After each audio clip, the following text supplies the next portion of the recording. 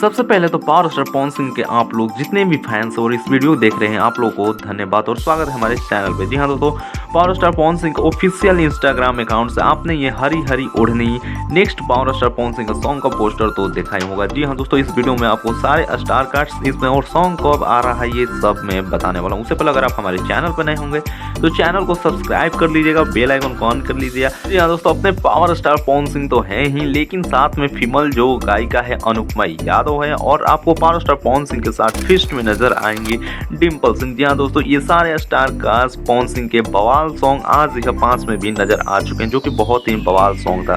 तो जी हाँ दोस्तों, आप लोग बता दो ये जो फ्लेवर होगा पावर स्टार पवन सिंह के पहले सॉन्ग की तरफ भर के रस में आपको देखने को मिलेगा। बहुत ही मजेदार सॉन्ग है और आप लोग को बता दो पोस्टर तो आ गया, लेकिन इसका रिलीजिंग जो डेट है कल या परसों हो सकता है कि इसका ट्रीजर लॉन्च कर दिया जाए डीआरएस म्यूजिक भोजपुरी से। जी हाँ दोस्तों, डीआरएस म्यूजिक भोजपुरी से इसका रिलीज कर दिया जाएगा। तो चैनल को सब्सक्राइब करो, बेल आइकन को ऑन कर लीजिएगा अपडेट के लिए।